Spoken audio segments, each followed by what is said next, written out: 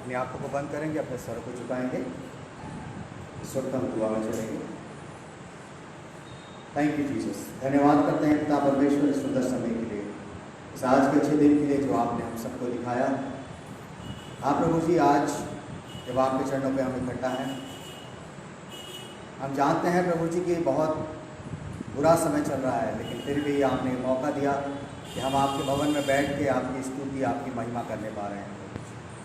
आप प्रभु जी धन्यवाद करते हैं उन सभी लोगों के लिए जो इस वक्त आपके भवन में आ चुके हैं। उन सब के ऊपर आपका अनुग्रह और आपकी दया रहे।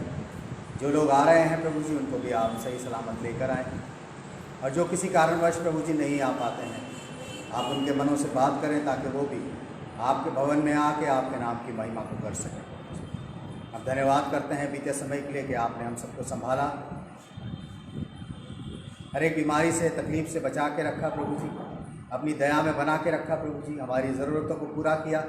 इस बात के लिए आपका धन्यवाद करते हैं और चाहते हैं प्रभु जी कि आगे भी आप हमें इसी तरीके से संभाल के रखें।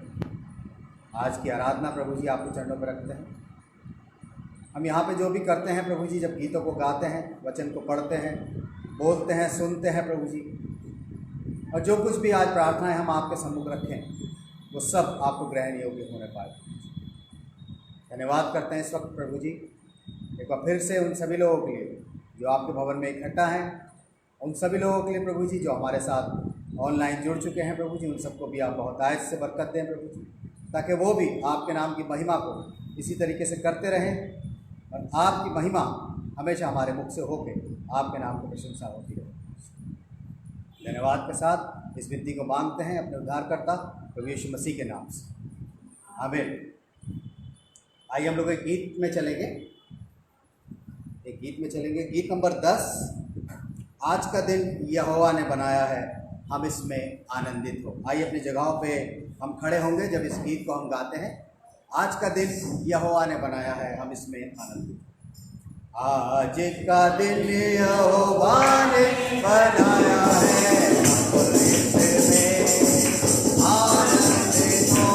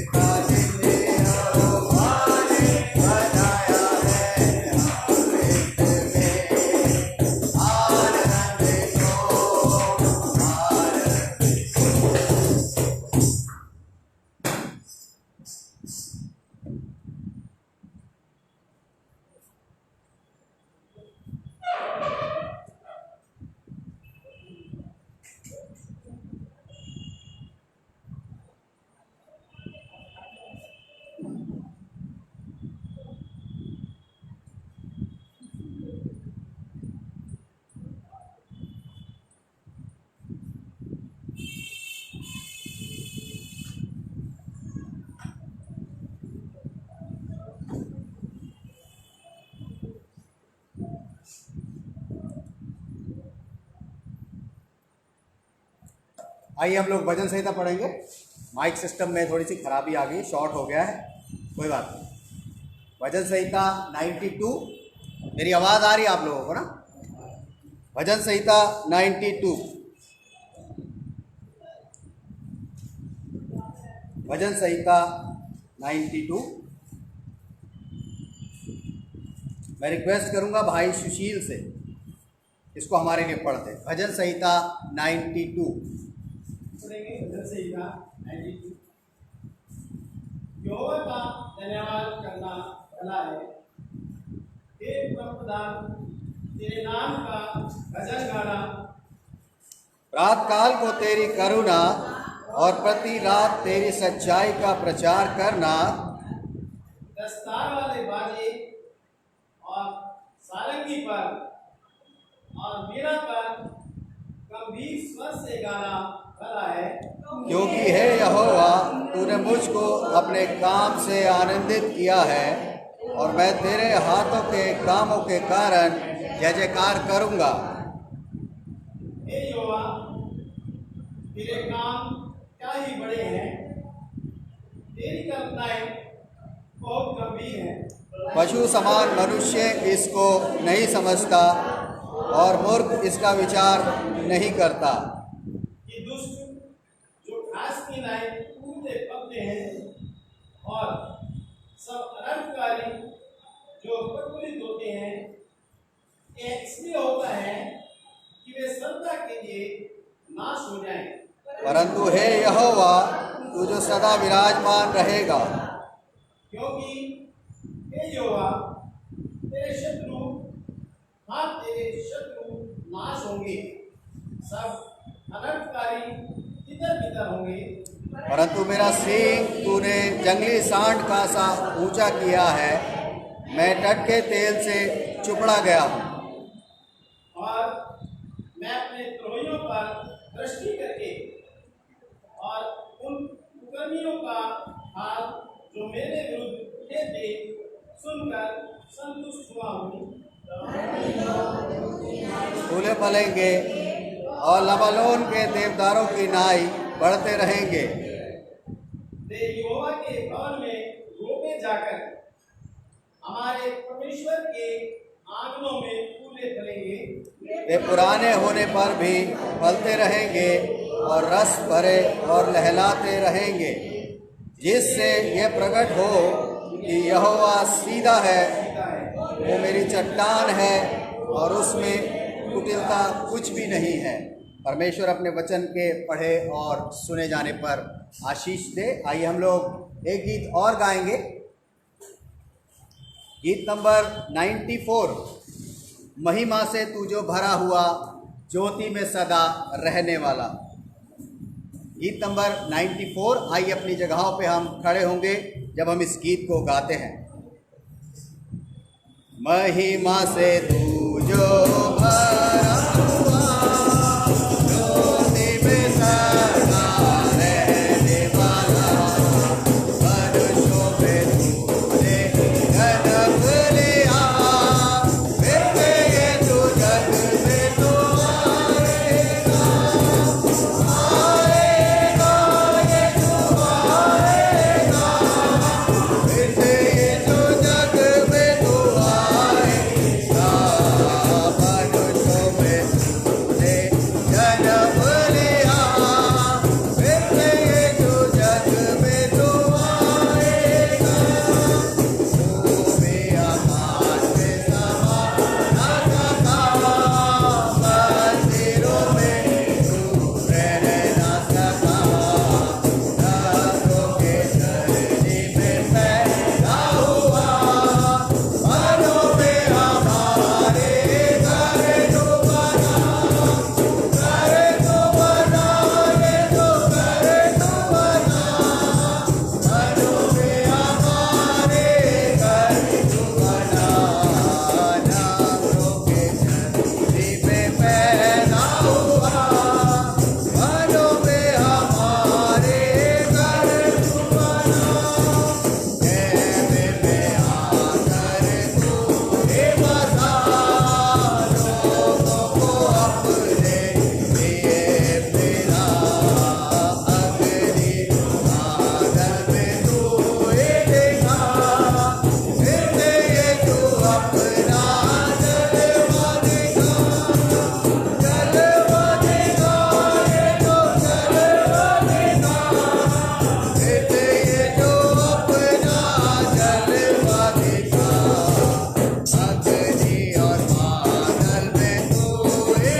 देखा, फिर ये तू अपना जलवा दिखा, डैनियल की तूने प्रार्थना सुनी, एलिया की तूने सहायता की, साबुल पे तूने बेदारी भेजी, अपने लोगों को बेटे तेरी आई, तेरे आए, ये तो तेरे आए, अपने लोगों को बेटे तेरे आई, बाबुल पे तूने बेदारी भेजी, अपने लोगों को बेटे तेरे आए, तू ही हमारा दाता है, तू ही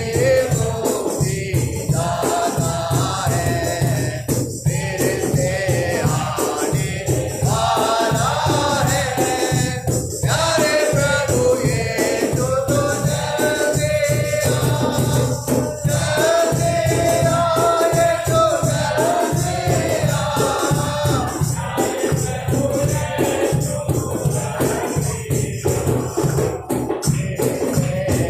आने वाला है, प्यारे प्रभु यीशु तो जल्दी आ। मेहरबानी से बैठ जाएं। आइए हम लोग इस वक्त दुआ करेंगे। अपनी आंखों को बंद करें, अपने स्वरों को झुकाएं और मैं रिक्वेस्ट करूंगा भाई निर्मल से दुआ में हमारी अगुवाई करें।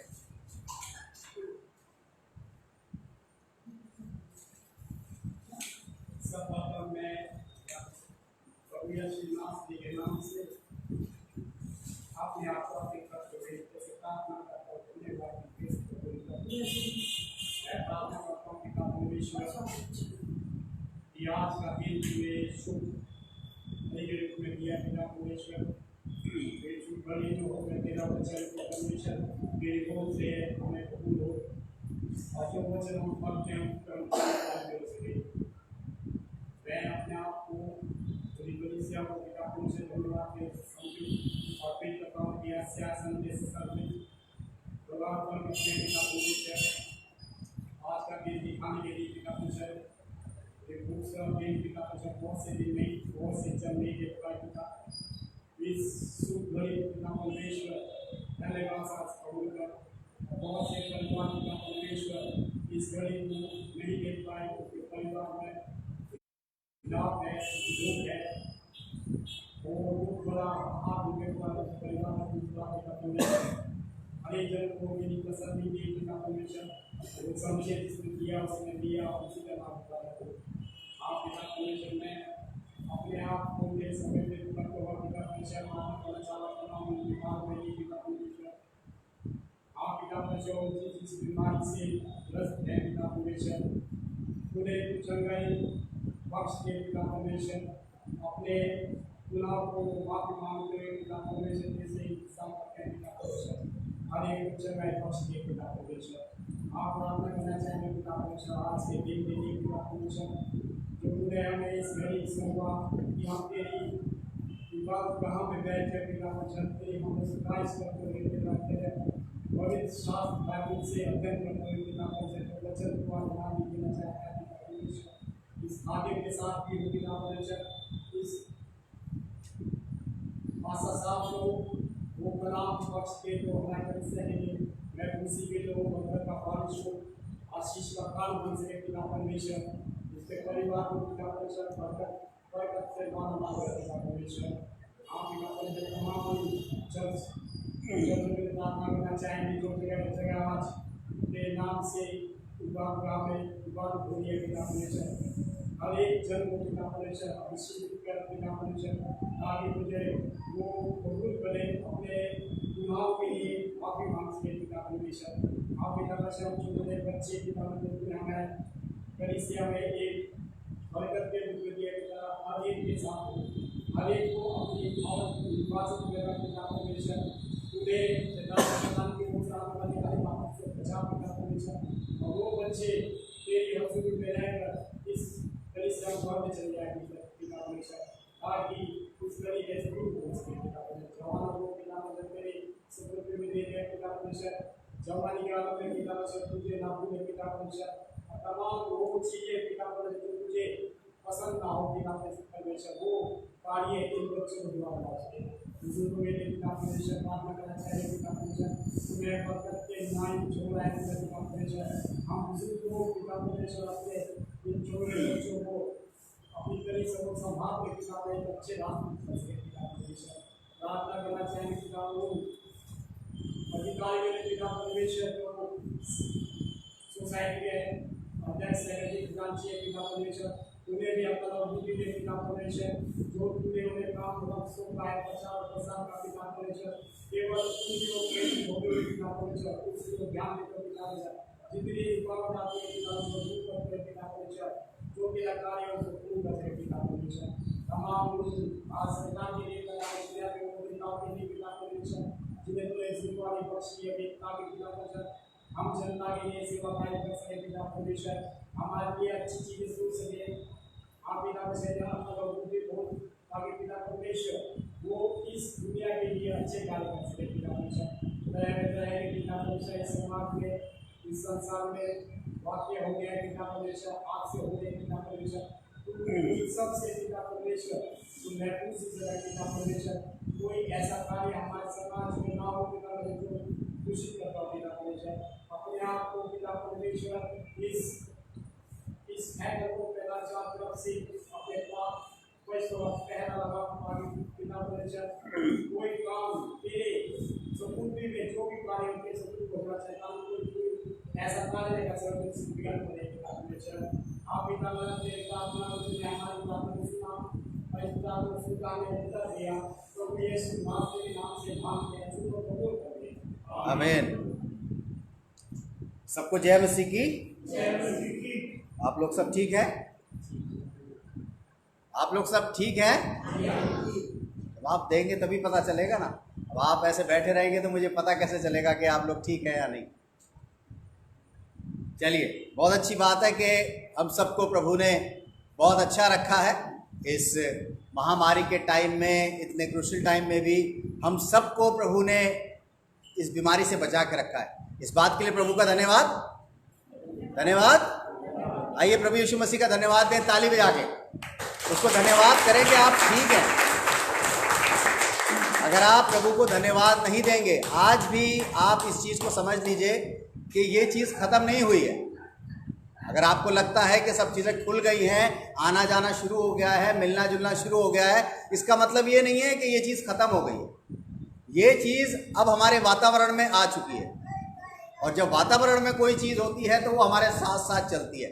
तो इसलिए लास्ट टाइम भी मैंने आपको बताया था कि आप अपना ध्यान रखें, अपने आप को सेफ रखें, अपने आप को जितना हो सके सेफ रखें और भीड़ भरी जगहों से बच के रहें ताकि आप लोग सुरक्षित रहें। और इस वक्त बहुत से लोग हमारे साथ ऑनलाइन भी जुड़े हुए हैं। आप सभी का मैं स्वागत करता हूं, जितने लोग मेरे साथ ऑनलाइन हैं। प्रभु आप सबको बहुत आशीष दे। चलिए जल्दी समय ना गंवाते हुए इस वक्त हम वचन की तरफ चलेंगे। और आज का जो वचन है, जो टॉपिक है, कहने को बड़ा साधारण है लेकिन बहुत महत्वपूर्ण भी है। कहने को उसको कहेंगे ये क्या बात है। आप में से बहुत से लोग इस बात को कह सकते हैं ये कौन सी बात है, ऐसा तो होता ही। लेकिन अगर हम उसको गहराई से देखें, बाइबल के नजरिए से देखें, तब हमें समझ आएगा कि वो बात क्यों है और उसका होना क्यों जरूरी है। किसी को टॉपिक पता है आज का?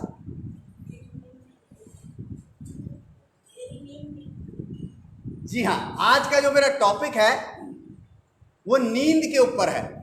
नींद जानते हैं आप सब, सोना, स्लीप, उसके ऊपर मैं आज बात करने वाला हूं आपसे।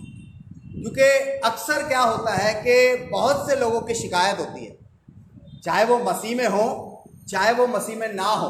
लेकिन आज हम बात करेंगे उन लोगों की जो अपने आप को कहते हैं कि हम मसीह में हैं, हम परमेश्वर से प्यार करते हैं, प्रभु यीशु मसीह हमारा चरवाहा है, वो हमारा रखवाला है, हम उसके पीछे चलते हैं, उस पर विश्वास करते हैं। लेकिन एक बात होती है कि वो सो नहीं पाते।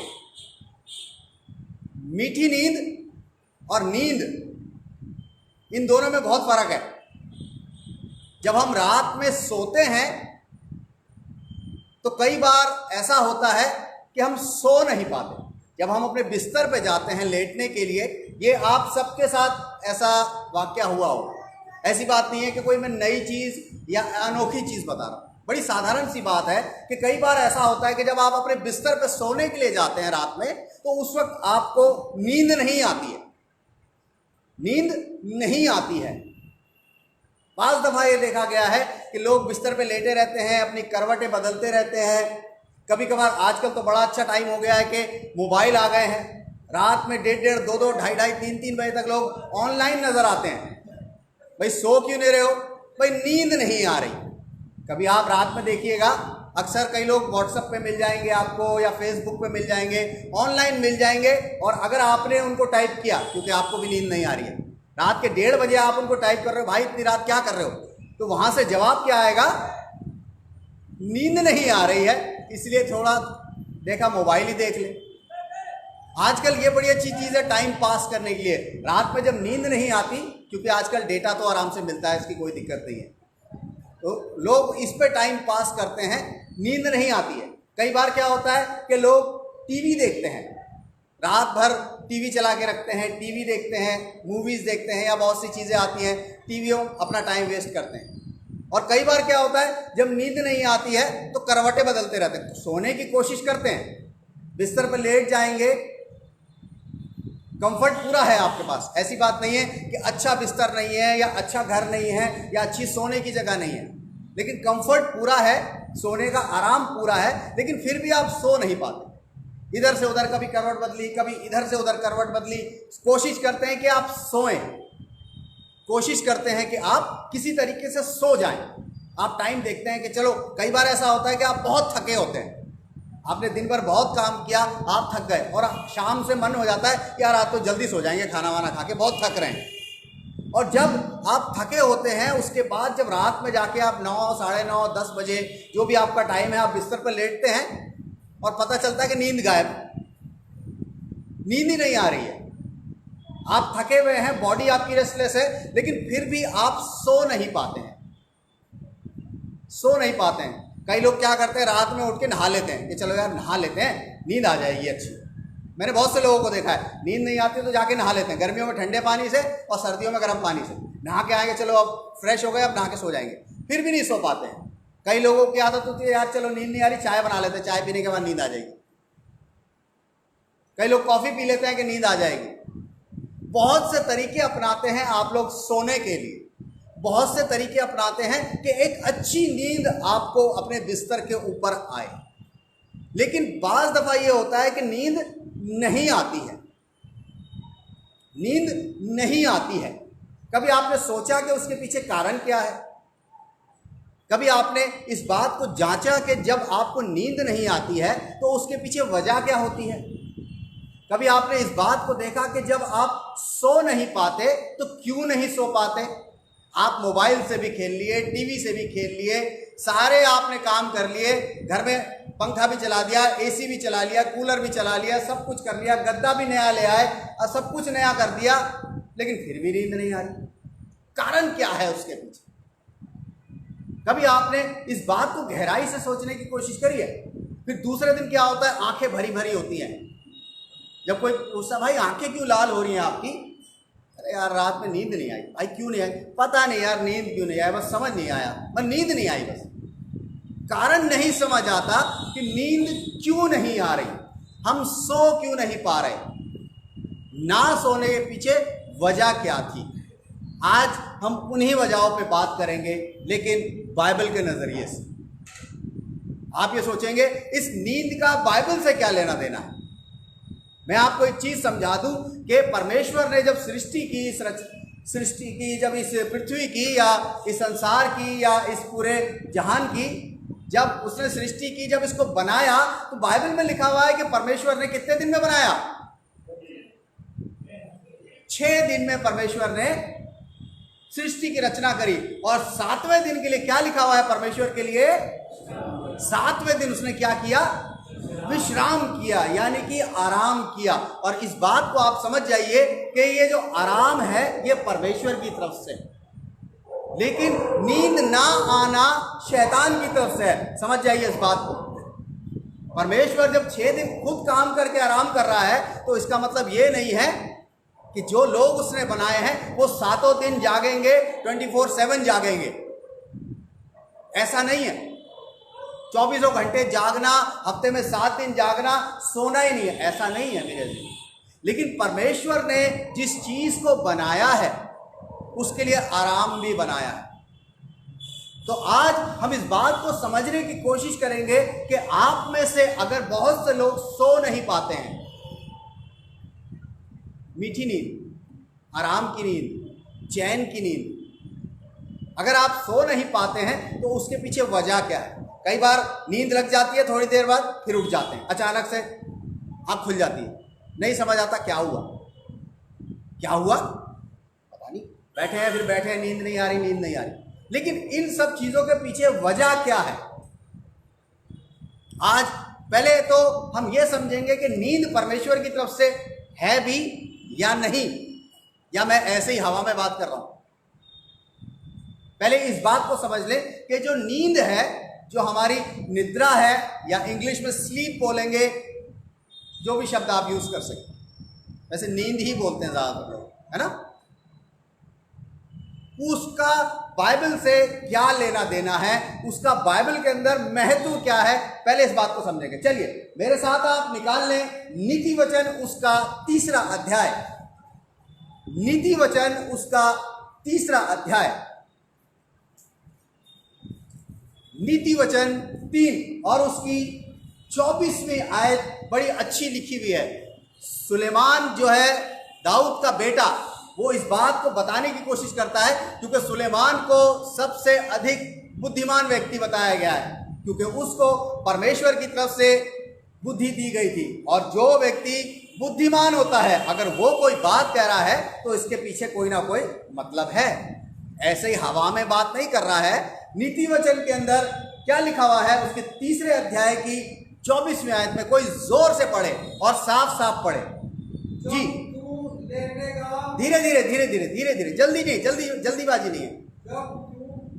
जब तू लेटेगा, लेटने के बाद ही नींद आती है ना। आप में से कई लोग बोलेंगे हम तो बैठे बैठे सो जाते हैं, है ना। हम कुर्सी पे बैठे हैं और बैठे बैठे, मैंने बहुत से लोगों को देखा है, बैठे बैठे ही अपना बात करते करते ही गायब हो जाते हैं। कई बार आप 4 आदमियों से बात कर रहे हैं, एक बंदा आपको ऐसा भी मिलेगा तो कुर्सी पे बैठा है, बात कर रहा है और धीरे से उसने अपनी आंख बंद करी, 3 जने अपनी बातों में लग रहे हैं और चौथे ने जब तक एक झटका मार दिया और जब उससे सवाल का जवाब पूछा है एकदम से गायब होकर वापस आ जाता। लेकिन मैं उस नींद की बात नहीं कर रहा, मैं उस प्रॉपर नींद की बात कर रहा हूं जो हम रात में सोते हैं, जो हम आराम के लिए करते हैं। क्योंकि नींद एक ऐसी चीज है जिसको साइंस भी कहती है बॉडी के लिए बहुत जरूरी है।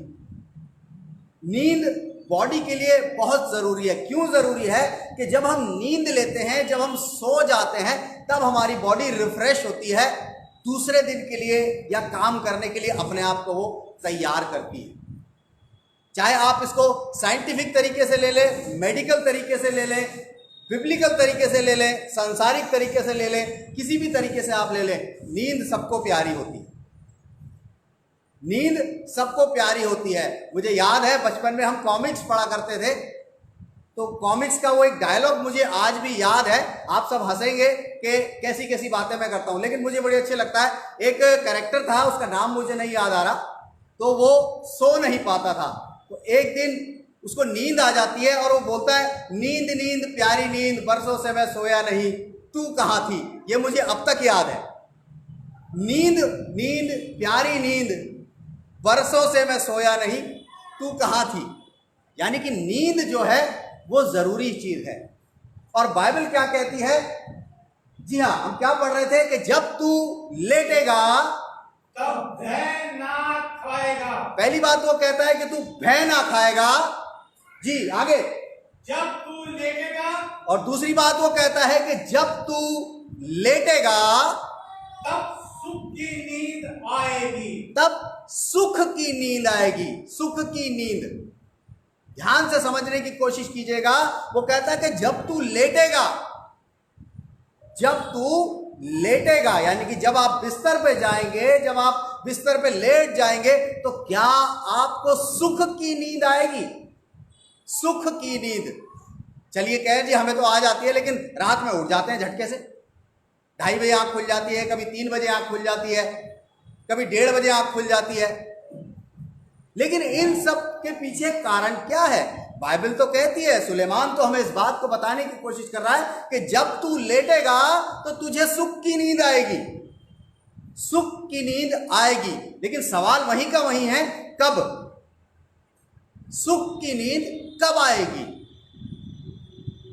भाई लेटते तो सब हैं, हम लेट जाते हैं, क्या हम प्रॉपर नींद ले पाते हैं, सो पाते हैं चैन से, या करवटें बदलते रहते हैं, या मोबाइल पे खेलते रहते हैं, या टीवी देखते रहते हैं, या इधर उधर घूमते रहते हैं? किसी तरीके से सुख की नींद के लिए हम परेशान रहते हैं। लेकिन यहां पर सुलेमान हमको एक बात कहने की कोशिश करता है कि जब तू लेटेगा तब तुझे सुख की नींद आएगी। लेकिन कब, कैसे?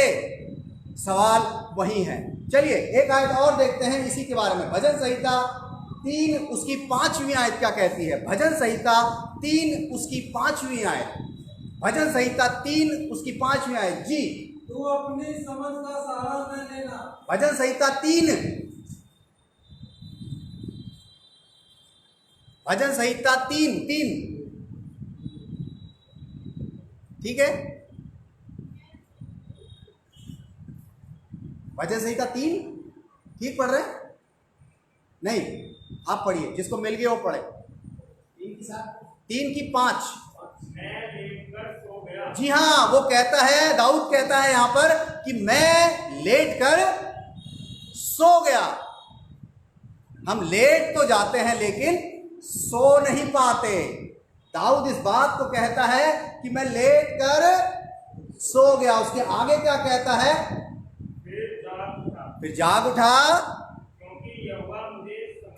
क्योंकि यहोवा मुझे संभालता है। दाऊद इस बात को क्लियर कर देता है कि वो लेटता है बिस्तर पर और सो जाता है।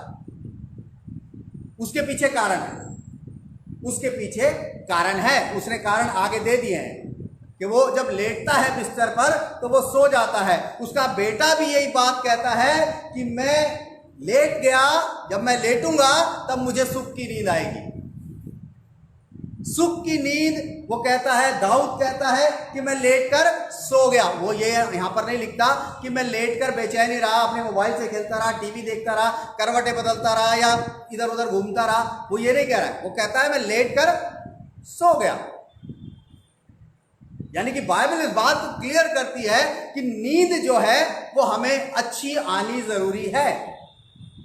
नींद एक ऐसी चीज है जो हमारे लिए बहुत जरूरी है। एक आयत और निकाल ले मेरे साथ, भजन संहिता 127।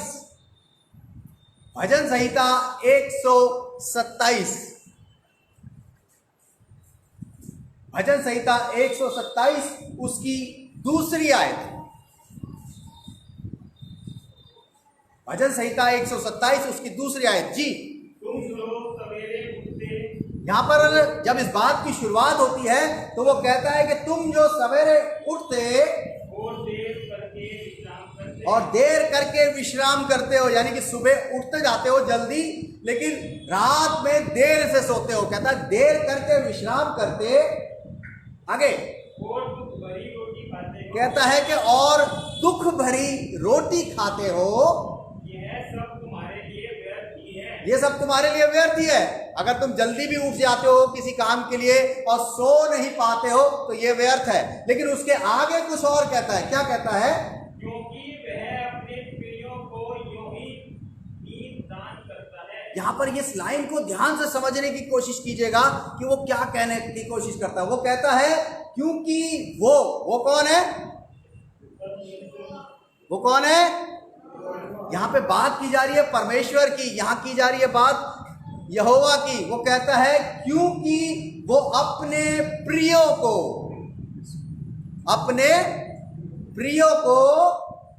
यूं ही नींद दान करता है। यूं ही नींद दान करता है। लेकिन किसको? अपने प्रियों को, जो परमेश्वर के प्यारे हैं। समझने वाली बात यह है कि परमेश्वर के प्यारे हम बन कैसे सकते हैं? अगर हमें अच्छी नींद सोना है तो हमें परमेश्वर के प्यारे बनना पड़ेगा, परमेश्वर के प्रिय बनना पड़ेगा। तो वो नींद हमको यूं ही दान में देगा, यूं ही दान में हमें नींद देगा कि भैया लेट गए, तुम्हारा टाइम हो गया, 10 बज गए, चलो सो जाओ। आप सो जाएंगे। साउंड स्लीप आप जानते हैं ना? साउंड स्लीप का मतलब होता है कि जब आप रात में एक बार सोए तो आपकी नींद खुलेगी सीधी सुबह, जब आपकी नींद का टाइम कंप्लीट हो जाएगा। कितना टाइम होता है हमारी नींद का अप्रॉक्स? कई मेडिकल वाले बैठे हैं भाई जी,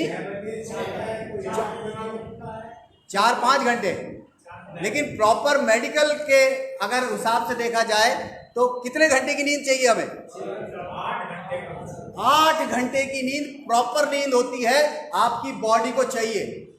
8 घंटे की नींद प्रॉपर होती है। और आप कभी देखिएगा इस बात को कि जब आप सोएंगे, जब आप डेली अपना काम करते हैं, अपना बिजनेस करते हैं या अपना कोई भी जॉब करते हैं, उसके बाद जब आप रात में सोते हैं तो अगर आप साउंड स्लीप सोते हैं तो आप अपने घंटे गिनिएगा सोने के, कि आप एग्जैक्ट 8 घंटे के बाद आपकी आंख अपने आप खुल जाएगी। आपकी आंख अपने आप खुल जाएगी। कई लोग कहेंगे हम तो 12-12 बजे तक सोते हैं, इसमें कौन सी बड़ी बात? हम तो 12-12 बजे तक सोते हैं, रात के नहीं, दोपहर के। मैंने देखा है बहुत से लोगों को सोते हैं। क्यों सोते हैं? इसलिए क्योंकि रात में वो रेस्टलेस रहते हैं, रात की जो प्रॉपर नींद है वो नहीं ले पाते हैं। अगर एक मनुष्य के लिए या इंसान के लिए साइंटिफिक तरीके से या मेडिकल तरीके से देखा जाए तो 8 घंटे की नींद इनफ है। 8 घंटे की नींद उसकी बॉडी को रिचार्ज करने के लिए इनफ है, उससे ज़्यादा उसको ज़रूरत नहीं है। अगर आप 8 घंटे से फालतू सोते हैं, चलिए 1 घंटा 2 घंटा चल जाता है। लेकिन अगर आप रात में 10 बजे सोए और सुबह उठ रहे हैं 12 बजे, 1 बजे, 1:30 बजे, तो इसका मतलब कहीं ना कहीं कुछ गड़बड़ है। या तो आप रात में प्रॉपर नहीं सो पाते, इसलिए आप सुबह देर तक सोते हैं। लेकिन 8 घंटे की नींद बाइबल भी बताती है कि जब तू लेटेगा तो तू सुख की नींद सोएगा। सुख की नींद, अगर आप सुख की नींद नहीं ले पा रहे हैं, चैन की नींद नहीं ले पा रहे हैं, तो कहीं ना कहीं कुछ ना कुछ गड़बड़ है। और यहां पर भी जब हमने इसको पढ़ा भजन संहिता को, तो इसमें भी कहता है कि वो अपने प्रियो को नींद यूं ही दान करता है। यानी कि परेशानी की बात नहीं है कि अब आप बिस्तर पे लेटने जाएंगे तो आप सोचेंगे नींद आएगी भाई नहीं आएगी, क्या करेंगे पता नहीं, नींद होगी नहीं होगी। आप लेटेंगे और मुश्किल से 5 से 10 मिनट में आप सो जाएंगे। लेकिन उससे पहले कुछ करना है। इस चीज को देखेंगे कि नींद क्यों नहीं आती, इसके पीछे कारण क्या है। मेरे साथ चलिए सबसे बड़ी वजह समझेंगे कि हमें नींद क्यों नहीं आती है। जब परमेश्वर अपने प्रियो को नींद दान देता है, यानी कि दान का मतलब ये हो गया कि वो आपके लिए गिफ्ट है। अगर आप सो नहीं पाते तो वो गिफ्ट आपके पास नहीं है। कारण क्या है उसका, उसको समझना बहुत जरूरी है। अगर आप उस वजह को समझ गए, आप कहेंगे ये तो हो ही नहीं सकता, लेकिन ये हो सकता है। अगर ऐसा आप नहीं करते हैं तो आप इसका मतलब प्रभु यीशु मसीह की बात को नहीं मानते हैं। प्रभु यीशु मसीह की जो बात है उसे मानना जरूरी है। चलिए मेरे साथ आप निकाल लें फिलिपियों की पत्री उसका 4था अध्याय। फिलिपियों की पत्री उसका 4था अध्याय। फिलिपियो नए नियम के अंदर आपको मिलेगा। फिलिपियों की पत्री उसका 4था अध्याय और उसकी 6ठी आयत। अब कारण देखेंगे कि नींद क्यों नहीं आती। सबको मिल गया, पहले सब निकाल लें आज। इस बात को सबके लिए है, ये बात ये सबके लिए है। फिलिपियों की पत्री उसका 6ठा अध्याय, 4था अध्याय और उसकी 6ठी आयत जी। किसी भी बात, हाँ जी बिल्कुल बिल्कुल बिल्कुल पढ़िए। किसी भी बात जी आगे बढ़िए, आगे बढ़िए। किसी भी बात की चिंता मत करो। यहां पर पहली लाइन में एक बात लिखी हुई है कि किसी भी बात की चिंता मत करो। हाँ, किसी भी बात की चिंता मत करो। लेकिन रात में जब हम सोते हैं ना, जब अपने बिस्तरे पे जाते हैं, तो ये वाला जो हमारा हिस्सा है, ये वाला, इसे क्या बोलते हैं हम, हमारा माइंड या हमारा ब्रेन, ये एक्सेस पावर में काम करने लगता है। एक्सेस पावर में काम करता है और इसके अंदर, मुझे पता नहीं सही है कि नहीं, कोई कहता है कि इसके अंदर एक बार में सिर्फ 16,000 बातें रहती हैं। मुझे नहीं मालूम कितना फैक्ट है कितना नहीं, लेकिन अगर इस दिमाग के अंदर 16,000 बातें हैं एक बार में, तो ये सोच लीजिए कि उसमें से चिंता करने वाली बातें कितनी होंगी। जब रात में हम बिस्तर पर लेटते हैं तो ये वाला जगह एक्टिव हो जाती है, ये एक्टिव हो जाती है और हम चिंता करने लगते हैं बहुत सी चीजों की। जब हम बिस्तर पे लेटते हैं तो हमारा दिमाग चलने लगता है, कल क्या करेंगे, कल कैसे होगा, ये ऐसे करना है, वो ऐसे करना है, ऐसा होगा कि नहीं होगा, उसने ये किया था, उसने वो किया था। यहाँ की बत्ती जल जाती है और ये ऐसे ऐसे करने लगता है। और जब हम लेटते हैं, आंख बंद करते हैं, तो हमें ख्याल आता है, अरे कल तो ये काम करना है, आंख खुल जाती है, अरे कल तो वो करना है, अरे उसने मुझे ये कहा था, अरे उसने वो कहा था। तो ये हिस्सा जो है हमारा एक्टिव हो जाता है। लेकिन बाइबल हमें एक बात बताती है कि अगर हम चैन की नींद, सुख की नींद सोना चाहते हैं, तो यहां पर वो कहता है कि किसी बात की चिंता मत करो। अगर हम इसको पढ़ते हैं तो लिखा हुआ है किसी भी बात की, यानी कि कोई भी चीज ऐसी होनी चाहिए, किसी भी। ऐसा नहीं है कि नहीं जी इसकी कर लेते हैं, इसकी छोड़ देते हैं, इसकी छोड़ देते हैं, इसकी कर लेते हैं।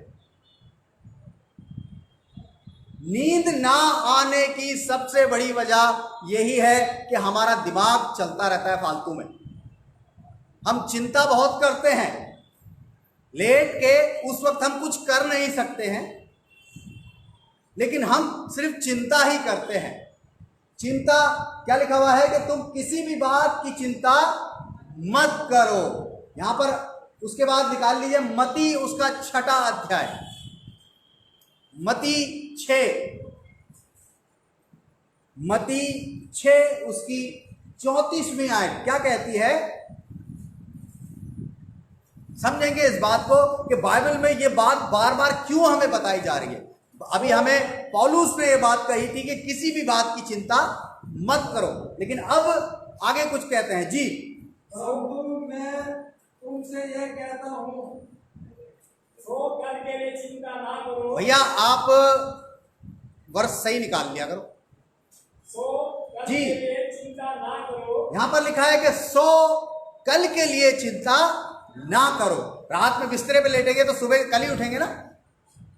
तो क्या होता है, वो बाइबल इस बात को भी कहती है, पहले कहती थी किसी भी बात की चिंता मत करो, अब वो इस बात को भी कह रहा है कि चलो भाई कल के लिए भी चिंता मत करो, कल के लिए भी चिंता मत करो। आगे क्या लिखा हुआ है जी, क्योंकि कल का दिन, कहता है क्योंकि कल का दिन जो अभी आया नहीं है, आने वाला है, वो आपने देखा नहीं है, लेकिन आप उसके लिए परेशान हैं, आप उसके लिए सो नहीं पा रहे हैं कि कल कैसे होगा, कल हमें ये करना है, कल वो करना है, कल यहाँ जाना है, कल वो लाना है, कल इसके पास जाना है, कल उससे मिलना है, कल उससे वो लेना है, उसको वो देना है। कल जो आने वाला कल है ये दिमाग में चल रहा है रात भर कि सुबह उठते ही हमें ये करना है। लेकिन मेरे अजीजों एक बात को समझ लीजिए, अगर रात में ही हमारी घंटी बज गई तब क्या होगा, रात में ही हमारी घंटी बज गई तब होगा क्या, सुबह तो पैक कर दिए जाएंगे, सुबह पैक करके 4 आदमी कंधे पे उठा के ले जाएंगे, बात खत्म हो गई। सोच लो जो सोचना है, रात भर सो पाए नहीं, रात भर दिमाग चलता रहा और सुबह तक फ्यूज उड़ गया, फिर कैसे काम चलेगा। यहां पर कहता है कि कल के लिए चिंता ना करो क्योंकि कल का दिन अपनी चिंता आप कर लेना। वो कहता है कल का दिन अपनी चिंता आप करेगा, आपको करने के लिए मना किया है।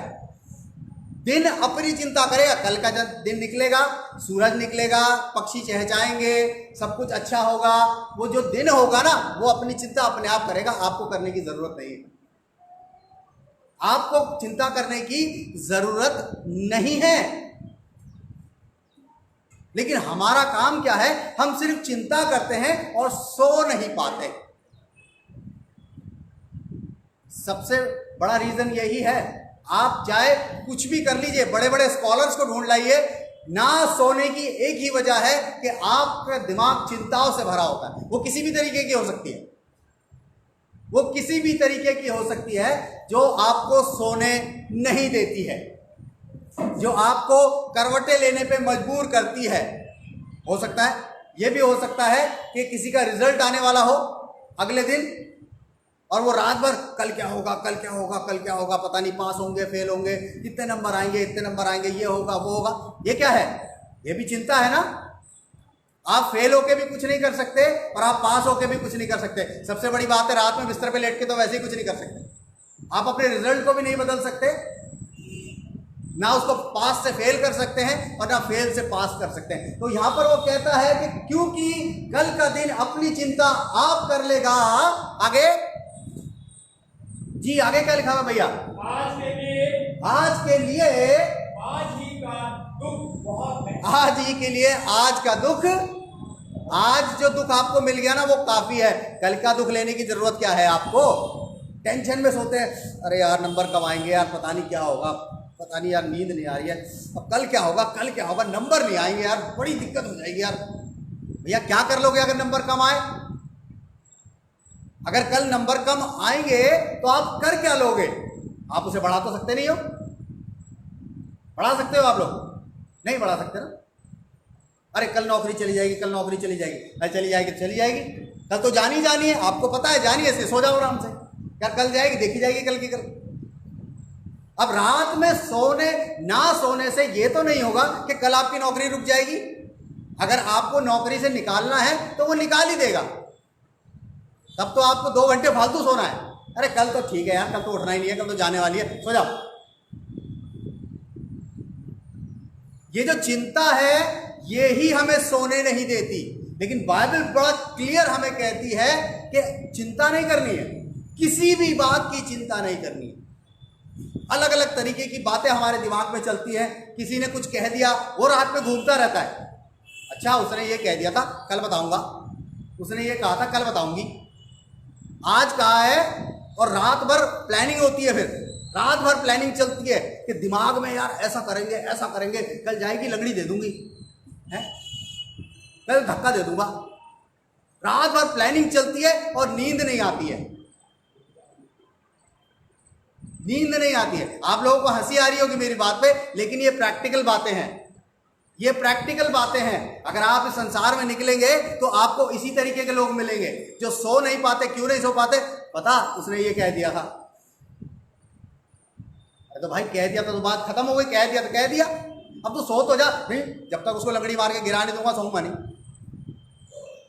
तो ये जो हिस्सा है ये वर्किंग में रहता है और ये हमें सोने नहीं देता। लेकिन बाइबल क्या बताती है कि तू किसी भी बात की चिंता मत करना, वरन कल के लिए भी चिंता नहीं करना, कल का दिन अपनी चिंता आप करेगा, क्योंकि आज के लिए आज का दुख बहुत है, आज का दुख बहुत है भैया।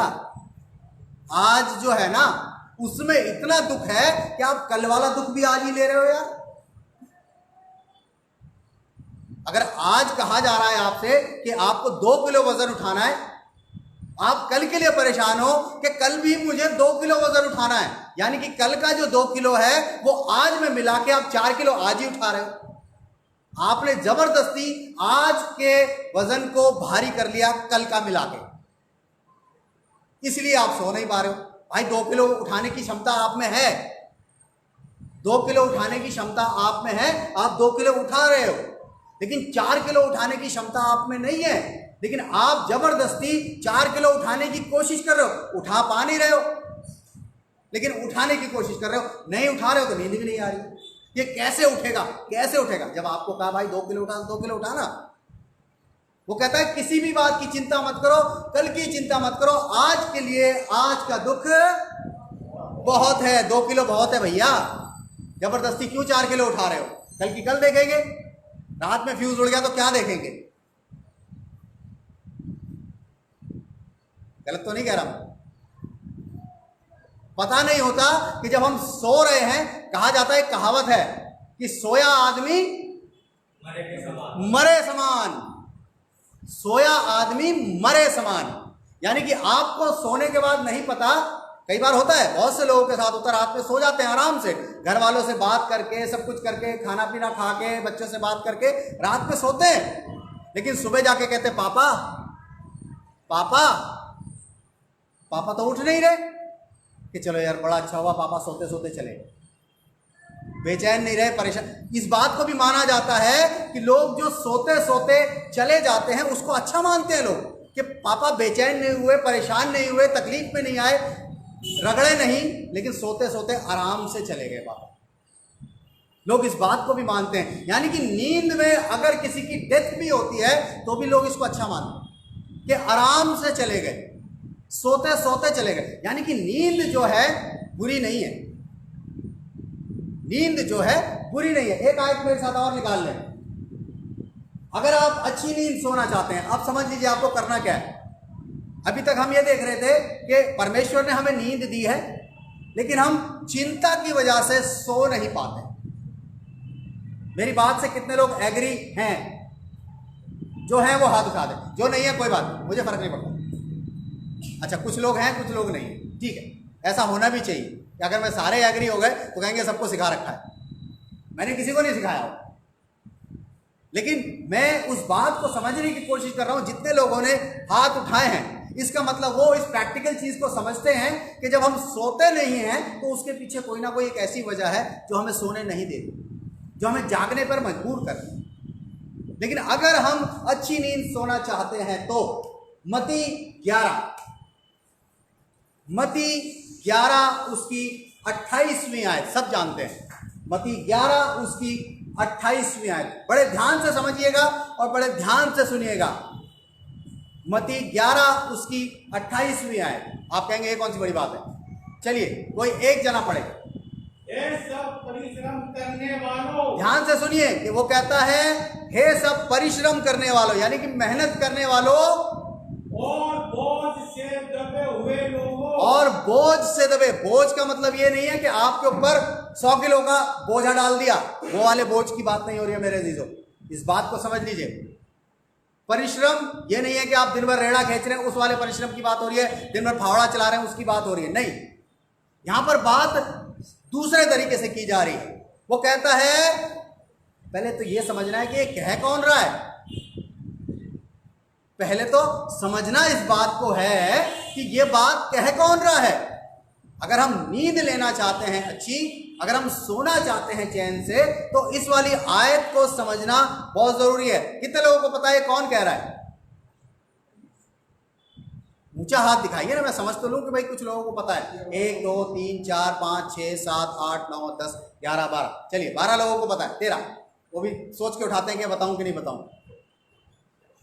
चलिए आप लोगों को पता है कौन कह रहा है?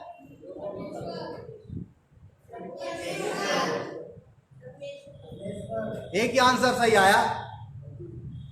प्रभु यीशु मसीह कह रहा है इस बात को। आप बाइबल नहीं पढ़ते हैं घरों में?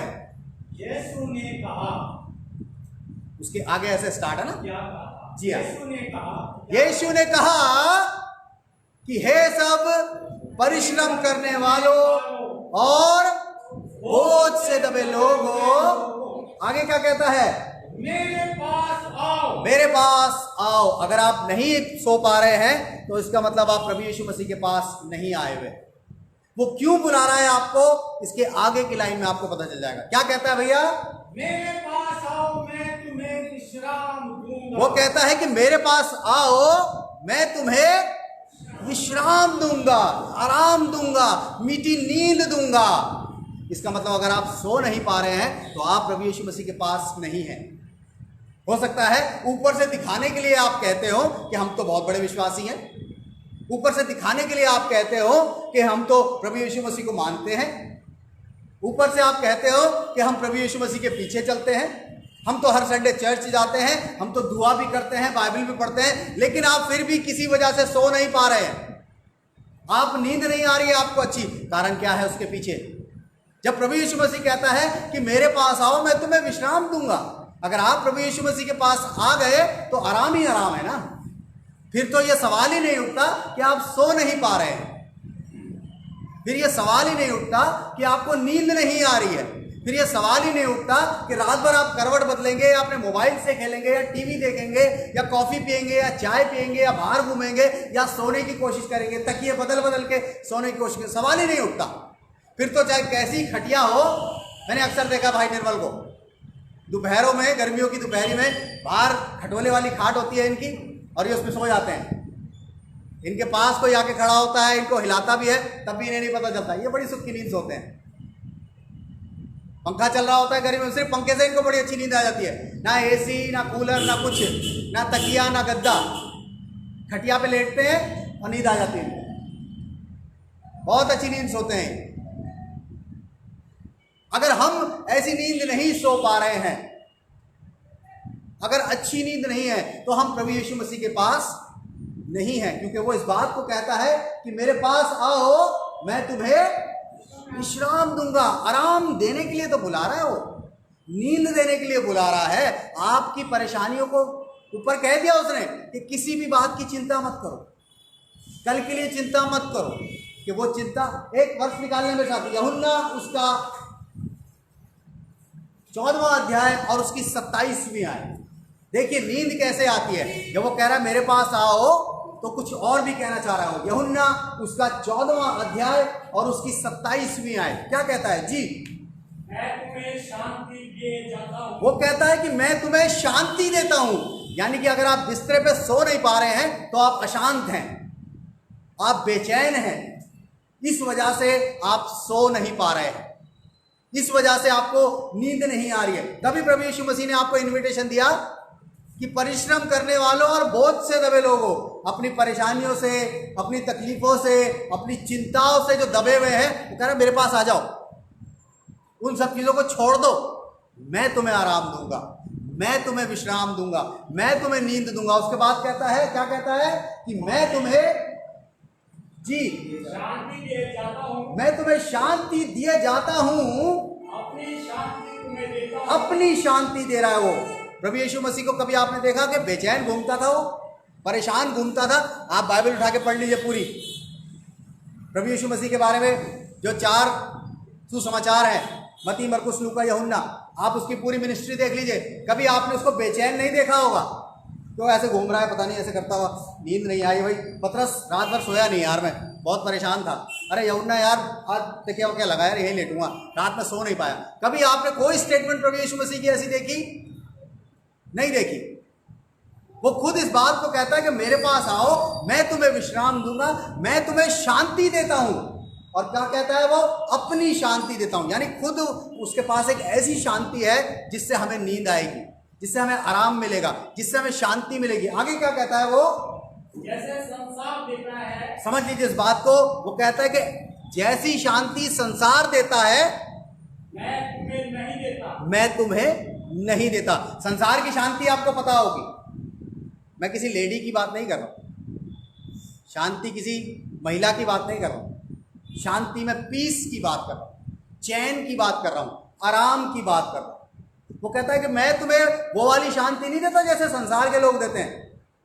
कैसी शांति देते हैं? किसी के पास आप बैठेंगे, अपना दुखड़ा रोएंगे, अरे भाई पता ऐसा हो गया, पता ऐसा हो गया, पता ऐसा हो गया। भाई टेंशन ना ले, कल देखेंगे, कल देखेंगे, अभी तू घर जा, कल देखेंगे। अरे क्या देखेंगे? अरे तू जा तो सही घर, कल देखेंगे ना। अब रात भर वो लेटा के भाई वो वाले भाई ने कहा था कल देखेंगे। अब क्या देखेंगे, क्या देखेंगे, क्या देखेंगे? वो रात भर इसी चक्कर में नहीं सोया, सुबह उठते ही फोन मिला दिया, भाई क्या देखना है ये तो बता दे। रात भर इसीलिए नहीं सो पाया कि उस भाई ने उसे शांति दी थी कि भाई तू घर जा, कल देखेंगे। प्रभु यीशु मसीह कहता है कि मैं तुम्हें ऐसी शांति नहीं देता जैसी संसार देता है। यानी कि संसार के लोग हमें ऐसी ही शांति देते हैं। आप देख लीजिएगा, ये प्रैक्टिकल बात है। आप किसी के पास जाके अपना दुखड़ा रोएंगे तो वो ऐसे ही कहेगा आपको, भाई चिंता नहीं कर, मैं हूं, मैं संभाल लूंगा कल, बस कल मुझे सुबह फोन कर दियो, मैं आ जाऊंगा। और रात भर आप सोच रहे हैं यार सुबह फोन करना है, यार ये पूछना तो भूल गया कितने बजे फोन करना है, कितने बजे करना है, 7 बजे करना है, 6 बजे करना है, 5, कहीं ऐसा ना हो यार मैं 8 बजे करूं और वो कहे यार मैंने तो तेरे को 6 बजे गई थी, अब तू कर रहा, अब तो मैं निकल गया। रात भर इसी चक्कर में नहीं सोओगे आप। क्यों? क्योंकि भाई ने तो शांति दी थी आपको। लेकिन परमेश्वर प्रभु यीशु मसीह कहता है कि मैं तुम्हें ऐसी शांति नहीं देता जैसी संसार देता है। लेकिन उसके आगे क्या लिखा हुआ है? तुम्हारा मन ना घबराए और ना डरे। प्रभु यीशु मसीह ऐसी शांति देता है कि जो तुम्हारी घबराहट है, जो तुम्हारा डर है, जो तुम्हारी बेचैनी है, जो तुम्हारी चिंताएं हैं, जो तुम्हारे अंदर परेशानियां हैं, वो सब हट जाएंगी, वो सब खत्म हो जाएंगी, वो सब आपके ऊपर हावी नहीं होंगी और आपको अच्छी नींद आएगी। जी मेरे साथ एक वर्ष निकाल ले, पहला पत्रस उसका 5वां अध्याय और उसकी 7वीं आयत। पहला पत्रस उसका 5वां अध्याय और उसकी 7वीं आयत। जी पहला पत्रस उसका 5वां अध्याय और उसकी 7वीं आयत क्या कहती है? ध्यान से सुनिएगा अगर आप लोग अच्छी नींद सोना चाहते हैं तो। और अपनी सारी चिंता, जी हाँ, यहां पर कहता है कि अपनी एक चिंता उसी पर डाल दो। मैंने सही बोला था? सारी चिंता। आप मुझे चेक क्यों नहीं करते हो? अपनी एक चिंता या अपनी 2 चिंता या अपनी 3 चिंता या अपनी 5 चिंता या अपनी 10 चिंता मुझ पर डाल दो। ऐसी लिखा हुआ है, दोबारा पढ़िए उसको। क्या कहता है? अपनी सारी चिंता। वो कहता है कि अपनी सारी चिंता, यानी कि 1 नहीं, 2 नहीं, 3 नहीं, 4 नहीं, 5 नहीं, आपके पास होंगी, मुझे नहीं मालूम किसके पास कितनी है, किसके पास कितनी है मुझे नहीं मालूम। लेकिन उसने यहां पर ऑप्शन नहीं छोड़ा है कि भाई अगर किसी के पास 10 है वो इधर आ जाओ, किसी के पास 5 है वो इधर आ जाओ, किसी के पास 2 है वो पीछे चले जाओ, किसी के पास 1 है वो यहां आ जाओ, किसी के पास थोड़ी बहुत है तो वहीं खड़े रहो। नहीं, वो कहता है कि अपनी सारी चिंता जी उसी पर डाल दो। उसी पर डाल दो। किस पर डाल दो? पतरस कहता है कि यीशु मसीह पर अपनी सारी चिंता डाल दो। कैसी अजीब सी बात है ना? कैसे डालेंगे? कैसे डालेंगे? वो कहता है कि अपनी सारी चिंता उसी पर डाल दो, यानी यीशु पर डाल दो। जब आप सोने जाते हैं बिस्तर पे, जब आप लेटने जाते हैं बिस्तर पे, जब आपको लगता है कि अब मैं सोने का मेरा टाइम है, जब आप बिस्तर पे लेटते हैं तो 2 मिनट, ज्यादा बता दिए, 2 मिनट भी बहुत हो गए। अगर आप इतना भी नहीं कर सकते तो कुछ लाइन आप कहें कि प्रभु जी आपने कहा था कि अपनी सारी चिंताएं मुझ पर डाल दो। एक काम करो, दिन भर की चिंताओं का कटोरा पकड़ो, मैं तो रहा हूं सो, तकिया लगाइए, चद्दर ओढ़िए और सो जाइए। आपने अपनी चिंता कहां पकड़ा दी, क्यों पकड़ाई है, उसके आगे की लाइन समझिए। क्या कहता है वो आगे, क्योंकि उसको तुम्हारा ध्यान है। समझिए, वो कहता है कि अपनी सारी चिंता उसी पर डाल दो। पतरस कहता है अपनी सारी चिंता प्रभु यीशु मसीह पर डाल दो। क्यों डाल दो, क्योंकि उसको तुम्हारा ध्यान है। ध्यान शब्द के ऊपर जब मैं गौर कर रहा था तो ध्यान शब्द मैंने देखा जो यूनानी भाषा है, ग्रीक लैंग्वेज है, जो बाइबल के अंदर यूज हुआ है कि उसको तुम्हारा ध्यान है। ध्यान एक साधारण शब्द है। अगर हिंदी में हम बोलते हैं और इंग्लिश में बोलते हैं केयर, ही केयर्स यू, बड़ा साधारण सा शब्द लगता है कि उसको तुम्हारा ध्यान है, हाँ भाई ठीक है उसका ध्यान है। लेकिन जब मैंने उसको ग्रीक में देखा, यानी कि यूनानी भाषा में उसका अर्थ समझने की कोशिश करी, तो आप समझिए कि वो जो ध्यान शब्द यहाँ आया है, इंग्लिश में केयर्स आया है, उसका मतलब क्या है वो यहाँ बताने की कोशिश करता है। इन्वर्टर ऑन कर देना एक बार। यहां पर वो कहता है कि हिंदी में जब हम पढ़ते हैं तो उसको ध्यान बोलते हैं, है ना, कि भाई इसका ध्यान रखना। एक तो पंखे बंद कर दो। वो कहता है कि इसका ध्यान रखना, है ना, ध्यान रखना।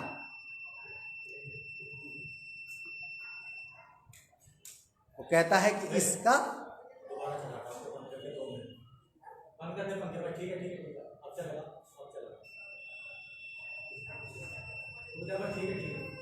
उसको दोबारा बेटे, दोबारा से एक बार बंद कर दो सर, दोबारा से बंद करके दोबारा से।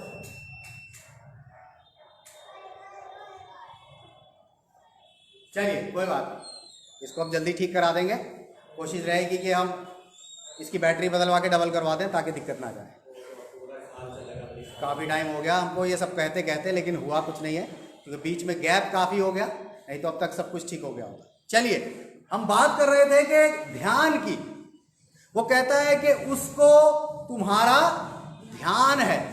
हम भी जब कई बार होता है कि भैया हमारे बच्चे का ध्यान रखना, हम जरा बाजार तक जा रहे हैं, है ना, ऐसे कहते हैं ना, भाई साहब जरा थोड़ा हमारे सामान का ध्यान रखोगे, हम अभी आ रहे हैं। स्टेशन पे भी होता है और कई जगह आपने देखा है कि ये जो ध्यान शब्द है इस पर कोई गौर नहीं करता। वो कहते हैं कि इसका ध्यान रखना। लेकिन यहां पर हम देखते हैं जो ध्यान शब्द है इंग्लिश में उसको केयर्स बोलते हैं, केयर करना, किसी की केयर करना। लेकिन जब ग्रीक भाषा में मैं इसको देख रहा था, यूनानी भाषा में देख रहा था, तो वहां पर जो शब्द इसके लिए यूज हुआ है वो शब्द हुआ है मेलो, MELO, मेलो। और उसका जो अर्थ निकलता है, उसका अर्थ ऐसे निकलता है कि ध्यान कब रखना, जब ऐसा समय हो जब एक व्यक्ति परेशान हो। जब एक व्यक्ति परेशान हो, जब बाइबल यहां पे बता रही है कि उसको तुम्हारा ध्यान है। ध्यान कब है, जब आप परेशान हैं, जब आप तकलीफ में हैं, जब आप मुसीबत में हैं, जब आप चिंता में हैं, जब आप दुखी हैं, तब उसको आपका ध्यान है। ये शब्द यहां पर ऐसे ही नहीं आ गया ध्यान। उसका ध्यान का मतलब है वो आप पे नजर तभी लगाए हुए है जब आप परेशान हैं, तकलीफ में हैं, दुखी हैं। ऊपर हमने पढ़ा था कि हे सब परिश्रम करने वालों और बोझ से दबे लोगों, मेरे पास आओ, मैं तुम्हें विश्राम दूंगा। वो कहता है कि उसको तुम्हारा ध्यान है, और इसलिए ध्यान है कि वो आपके लिए चिंतित है, वो आपके लिए चिंतित है, वो आपके लिए परेशान है, वो आपकी केयर करना चाहता है, इसलिए वो आपका ध्यान। वो जो ध्यान शब्द है ग्रीक में उसको इतना फैला दिया गया क्योंकि न्यू टेस्टामेंट जो है वो ग्रीक भाषा में लिखा गया है, और जो शब्द ओरिजिन से निकल के आता है उसका मतलब समझना बहुत जरूरी है। इसलिए ध्यान है कि वो आपके लिए परेशान है, इसलिए है कि उसको आपकी चिंता है। आपको चिंता करने की जरूरत नहीं है, वो आपकी चिंता करता है। एक गीत भी गाते हैं ना, कौन सा गीत गाते हैं? चिंता वाला कोई गीत भी गाते हैं ना, मुझे नहीं ध्यान आ रहा।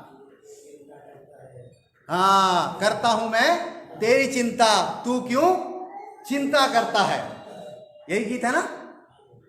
करता हूं मैं तेरी चिंता, तू क्यों चिंता करता है। वो इसीलिए कहता है क्योंकि उसको हमारा ध्यान है। और यहां पर एक शब्द लिखा है कि परवाह करना, वो हमारी परवाह करता है, वो हमारी परवाह करता है, इसलिए उसको हमारा ध्यान है। अगर वो छोड़ दे, अरे छोड़ो यार, हटाओ, परेशान है, नींद नहीं आ रही, मैं क्या करूं, लेकिन वो हमारी परवाह करता है। वो हमारी परवाह करता है कि भाई इसको नींद नहीं आ रही है, इसकी परेशानियां मैं ले लेता हूं, इसकी तकलीफें मैं ले लेता हूं, ताकि ये आराम से सो सके। और एक शब्द है कि वो आपके ऊपर, आप में रुचि दिखाता है। रुचि को इंग्लिश में क्या बोलेंगे? इंटरेस्ट दिखाता है आपके प्रति। आपके प्रति उसका इंटरेस्ट है कि आप अगर परेशान हैं तो उसको ये इंटरेस्ट है कि भाई क्यों परेशान हो, मुझे बताओ। वो आपकी परेशानियों में रुचि रखता है, इंटरेस्ट रखता है, ताकि आपको वो उन सब चीज़ों से निजात दिला सके। मेरे अजीजों, अगर आप सोना चाहते हैं तो अपनी परेशानियां, अपनी तकलीफें परमेश्वर के ऊपर डाल दें, प्रभु यीशु मसीह पर डाल दें, उसको आपका ध्यान है। एक आयत मेरे साथ और निकाल ले, भजन संहिता 46 उसकी पहली आयत। भजन संहिता 46 उसकी पहली आयत। जब आप परेशान हैं, तकलीफ में हैं, बोझ से दबे हुए हैं, परिश्रम कर रहे हैं, तब आपके लिए क्या इनविटेशन है, क्या बताना चाहता है? अब बाइबल आपको क्या बताना चाहती है? परमेश्वर आपके लिए क्या कहना चाहता है? भजन संहिता 46 उसकी पहली आयत। जी, क्या कहता है? परमेश्वर हमारा शरण स्थान और बल है। वो कहता है कि परमेश्वर हमारा शरण स्थान है। शरण स्थान का मतलब आप सब समझते हैं कि जहां पर हम जाके महफूज हो जाते हैं। उर्दू में बोलते हैं महफूज हो जाते हैं, यानी कि बच जाते हैं। अगर हम परेशानी में हैं, तकलीफ में हैं, पुराने समय में ऐसा होता था कि जब कोई किसी पे अटैक करता था तो किलों के अंदर ऐसी जगह होती थी जो उनको छुपा लेती थी। वो कहता है कि वो हमारा शरण स्थान और बल है। उसके आगे संकट में अति सहज से, वो कहता है कि संकट में अति सहज से, यानी कि जब हम परेशान हैं, तकलीफ में हैं, चिंता में हैं, दुख में हैं, तो कहता है बहुत आराम से मिल जाता है। वो कहता है अति सहज, यानी कि इजीली अवेलेबल होने वाली चीज़ है वो। कई बार हम कोई ऐसी चीज़ बाजार में ढूंढते हैं जो हमें आसानी से नहीं मिलती है। कभी इसके पास गए, कभी उधर गए, कभी इससे पूछा, कभी उससे पूछा, वो हमें नहीं मिलती है। अरे वो कहाँ मिलेगी भैया, वहाँ चले जाओ। वहाँ गए, अरे यहाँ नहीं मिलेगी, वहाँ चले जाओ। यहाँ नहीं मिलेगी, वहाँ चले जाओ। वो हमें आसानी से नहीं मिलती है। लेकिन यहाँ पर हम देखते हैं कि लिखा हुआ है अति सहज से मिलने वाला सहायक, यानी कि आपकी केयर करने वाला ऐसा है जो आपको आराम से मिल जाएगा। जब आप बिस्तरे पे लेटते हैं, जब आपको नींद नहीं आती है, आप 2 मिनट बैठें कि प्रभु आपने कहा था, आप मेरा ध्यान करते हो, मुझे ये परेशानी है, आप ले लो, मुझे तो नींद चाहिए, आप अच्छी नींद दे दो। आप करके देखिए इसको प्रैक्टिकली, तब आपको पता चलेगा कि बाइबल सच बोलती है। एक वर्ष और निकाल लें मेरे साथ, यशाया उसका 41वां अध्याय और उसकी 10वीं आयत। यशाया 41 और उसकी 10वीं आयत, बस मैं खत्म करूंगा जल्दी से इसको। यशाया 41 उसकी 10वीं आयत क्या कहती है? जी, आराम से पढ़ा कीजिए आप, मत डर। ऐसे पढ़ देते हैं जैसे कोई बात ही नहीं है। समझिए उस बात को, वो क्या कहना चाहता है। कहता है कि मत डर। हमारे मन में एक डर होता है जिसकी वजह से हम सो नहीं पाते, वो ही चिंता में बदलता है। वो चिंता जो है वो डर को उत्पन्न कर देती है ना, कि कल क्या होगा, कैसे होगा। आपके मन में एक डर रहता है, कैसे होगा काम, क्या करेंगे, क्या करेंगे, कैसे करेंगे। वो कहता है कि मत डर जी, मैं तेरे संग हूं। कहता है क्योंकि मैं तेरे संग हूं। जी, आगे इधर उधर मत ताक। वो कहता है इधर उधर मत ताक। जब तू बिस्तर पे लेटने जाए, मोबाइल से खेलने की जरूरत नहीं है, टीवी चला के देखने की देर तक जरूरत नहीं है, कॉफी पीने की जरूरत नहीं है, चाय पीने की जरूरत नहीं है, करवटें बदलने की जरूरत नहीं है, इधर उधर घूमने की जरूरत नहीं है। वो कहता है कि मत डर, जब तू बिस्तर पे लेट गया तो सिर्फ एक काम करना है तूने। कहता है कि मत डर क्योंकि मैं तेरे संग हूं, इधर उधर मत ताक क्योंकि मैं तेरा परमेश्वर हूँ। वो कहता है क्योंकि मैं तेरा परमेश्वर हूं। आगे, मैं तुझे दृढ़ करूंगा, यानी कि जब आपको डर लगेगा वो आपको ढाढ़स बताएगा, चिंता नहीं कर बेटा, मैं हूं तेरे साथ, तू आराम से सो। आगे क्या कहता है वो जी, कहता है और तेरी सहायता करूंगा। वो कहेगा बेटा अभी सो जा, कल की कल देखी जाएगी, तू सो अभी फिलहाल। जी आगे, अपने धर्म में दाहिने हाथ से, वो कहता है अपने धर्म में दाहिने हाथ से मैं तुझे संभाले रहूंगा। परमेश्वर खुद आपको इस बात की एश्योरेंस देता है कि जब आप बिस्तरे पे लेटेंगे तो आपको डरने की जरूरत नहीं है, इधर उधर ताकने की जरूरत नहीं है, इधर उधर करवटें बदलने की जरूरत नहीं है, मोबाइल से खेलने की जरूरत नहीं है, टीवी देखने की जरूरत नहीं है। आपको सिर्फ एक काम करना है, उसके पास जाना है, रात में लेटने से पहले कहना है कि प्रभु आपने कहा था, एक काम करो मेरी चिंता ले लो, आपने कहा था अपनी सारी चिंता मुझ पे डाल दे, ले लो और मैं तो रहा हूं अब सो। उसके बाद आप सो जाइए और आप देखिएगा अगर आप इस बात को करते हैं विश्वास के साथ तो आपको बहुत अच्छी नींद आएगी। और यही बात दाऊद भी हमें कहने की कोशिश करता है। एक आखिरी आयत के साथ निकाल ले, भजन संहिता उसका 4 और उसकी 8वीं आयत। भजन संहिता 4 और उसकी 8वीं आयत में दाऊद बड़ी अच्छी बात कहता है। क्या कहता है कि जब वो परमेश्वर के पास गया, जब उसकी सारी चिंताएं दूर हो गई तो बड़ी अच्छी बात उसने लिखी है। क्या कहता है जी, मैं शांति से लेट जाऊंगा। वो कहता है मैं शांति से लेट जाऊंगा। शांति कौन दे रहा था? प्रभु यीशु मसीह शांति दे रहा था। कह रहा था मैं तुम्हें अपनी शांति देता हूं। वो कहता है मैंने ले ली, और वो कहता है कि मैं शांति से लेट जाऊंगा और सो जाऊंगा। वो ये नहीं कह रहा मैं लेट जाऊंगा, करवटें बदलूंगा, इधर उधर ताकूंगा, इधर उधर भागूंगा, चाय पीऊंगा, कॉफी पीऊंगा, मोबाइल से खेलूंगा, 1:30 2 बजे तक फोन पे लगा रहूंगा। वो कहता है कि मैं शांति से लेट जाऊंगा और सो जाऊंगा। क्यों?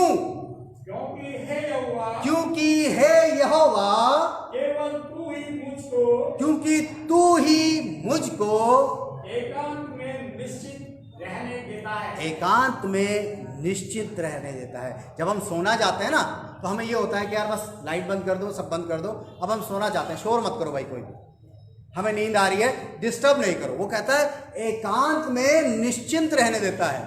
जब हम सो जाते हैं तब हम एकांत में ही तो होते हैं, अकेले ही तो होते हैं। अगर हम सोते टाइम अकेले नहीं है, मीन्स ये नहीं कि आप अपने घर के लोगों को सबको कमरे से बाहर निकालो कि चलो भाई हटो, पादी साहब ने कहा था एकांत में सोना है, बाहर निकलो, मैं सोऊंगा अकेले, ऐसा नहीं है। वो कहता है एकांत का मतलब है जब आप बिस्तरे पर लेटे हैं और आपका ये वाला हिस्सा खाली है,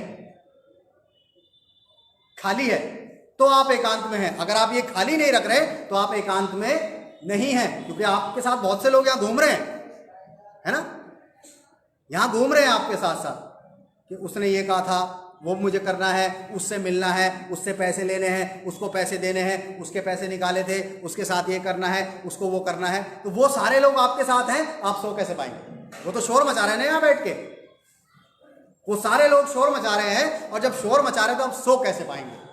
वो कहता है कि मैं शांति से लेटकर सो जाऊं, मैं शांति से लेट जाऊंगा और सो जाऊंगा, क्योंकि हे यहोवा केवल तू ही मुझको एकांत में निश्चिंत रहने देता है। जब आप अपनी चिंताएं छोड़ देंगे, जब आप अपनी परेशानियां छोड़ देंगे, जब आप अपना बोझ छोड़ देंगे, जब आप अपना परिश्रम छोड़ देंगे, एक एक चिंता उसको दे दीजिए, उसको आपका ध्यान है मेरे अजीजों।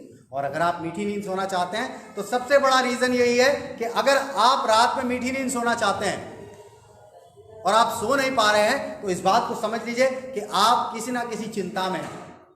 और जब तक वो चिंता यहां है, वो चिंता किसी से भी जुड़ी हो सकती है।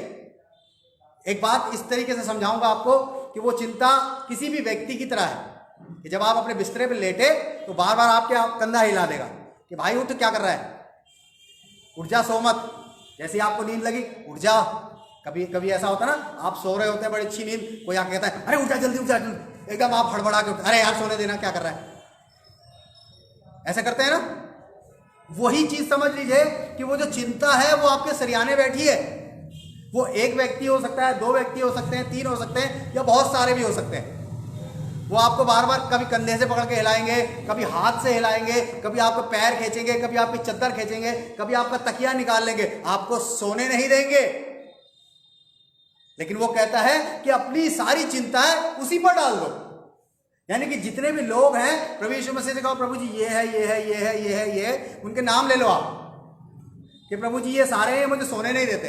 आप एक काम करो, इनको वहां रखो, मैं जरा सोने जा रहा हूं। लेडीज के लिए मैं सोने जा रही हूं। आप कह दीजिए प्रभु जी आपने तो कहा है कि मुझको तुम्हारा ध्यान है, आप मेरा ध्यान करते हो, इसलिए मेरी जितनी भी चिंताएं हैं, मेरी जितनी परेशानियां हैं, उन सबको हटा दीजिए। मैं सिर्फ सोना चाहता हूं। जैसा दाऊद कहता है कि मैं शांति से लेट जाऊंगा और सो जाऊंगा। मेरे अजीजों, मैं सिर्फ आज आपको यही बताना चाहता हूं कि ये है तो बहुत छोटी सी चीज, नींद, लेकिन अगर हम इसे अपने जीवन में समझने की कोशिश करेंगे तो परमेश्वर ने जब सृष्टि की, उसने भी आराम किया, उसे भी रेस्ट की जरूरत थी। वहां यह नहीं लिखा कि साथ खेल रहा था, इसलिए उसने कि 6 दिन तो तू काम करना, परंतु 7वें दिन विश्राम करना, आराम करना, नींद लेना। कोई काम नहीं करना है उस दिन, आपने आराम की नींद लेनी है। बड़ा अच्छा लगता है मेरे को, कई मसीह लोग कहते हैं एक ही दिन तो मिलता भैया संडे का, अब उसमें कपड़े धुलवा लो, या घर का काम करवा लो, या चर्च बुलवा लो, कोई एक काम करवा लो आप हमसे। 6 दिन तो हमें पिटना पड़ता है, ऑफिस जाना पड़ता है। एक दिन होता है उसमें भी मशीन लगानी पड़ती है, बाजार से सामान लाना पड़ता है। अब बताओ चर्च कैसे आए, पानी चला जाता है सुबह सुबह। ये भी तो एक चिंता ही है ना।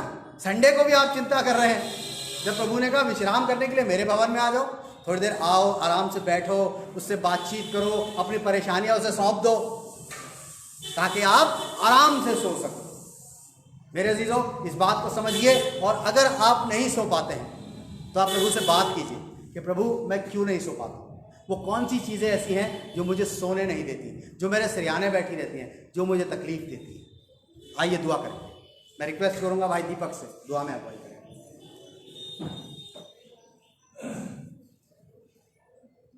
हे मेरे परमेश्वर, हे मेरे परमेश्वर यहोवा, जमीन आसमान जहान के मालिक और खालिक हमारे जिंदा प्रभु, धन्यवाद करते हैं मेरे खुदावंद जी आज इस पवित्र दिन के लिए कि यह पवित्र दिन आपने हम सभी की जिंदगी में दिखाया, उसका दिल से शुक्रिया अदा करते हैं और धन्यवाद करते हैं कि तेरे समय के लिए कि आपने हमें से हर एक की रक्षा और हिफाजत की मेरे खुदावंद जी, और रात में मीठी नींद सुलाया और रात का ये पवित्र दिखाया, पवित्र दिन दिखाया, उसका दिल से शुक्रिया अदा करते हैं।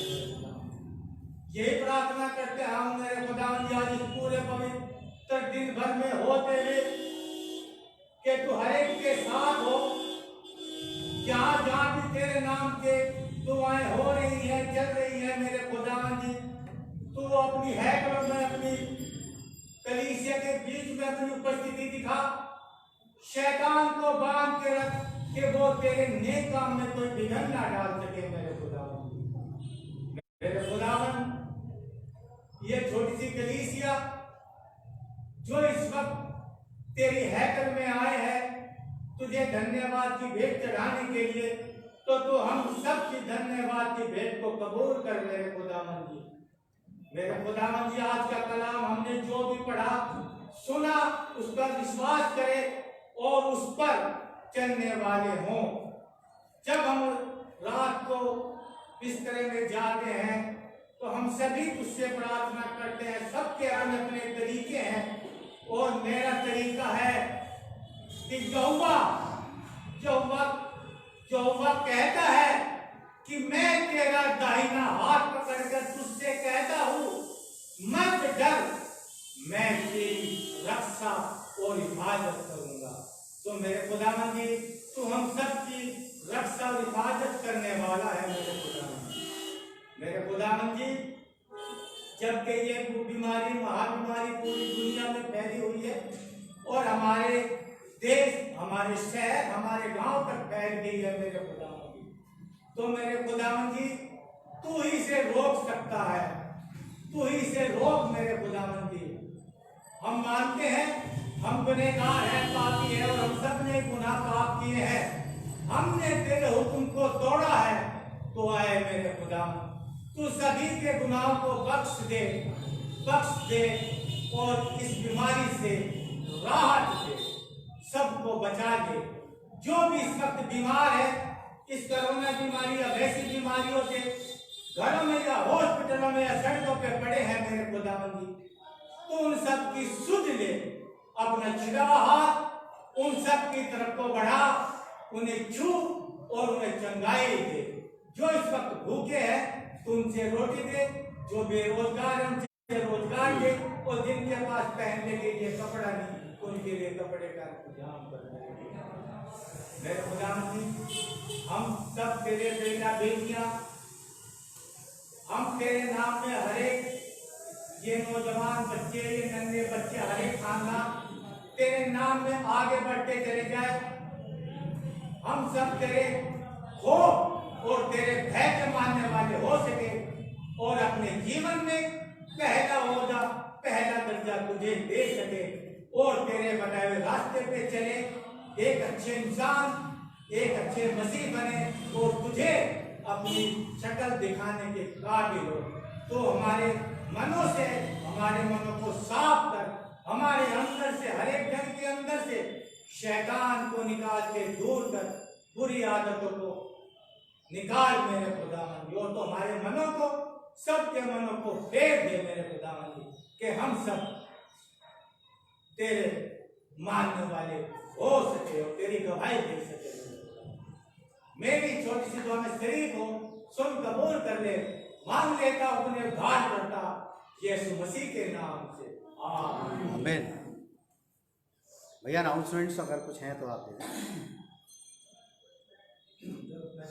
जी। चर्च के इतिहास इस प्रकार से हैं। आने वाले इतवार यानी कि संडे की इबादत रोज 9:30 बजे होगी।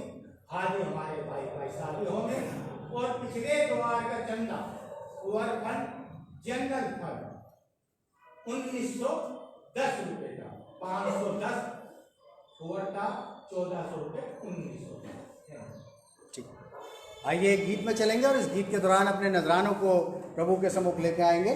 गीत नंबर 4, पावन है वो प्रभु हमारा, उसकी जय जयकार करो। आइए अपनी जगहों पे हम खड़े हों जब इस गीत को गाते हैं और अपने दानों को प्रभु के सम्मुख लेके आएंगे। पावन है वो प्रभु हमारा,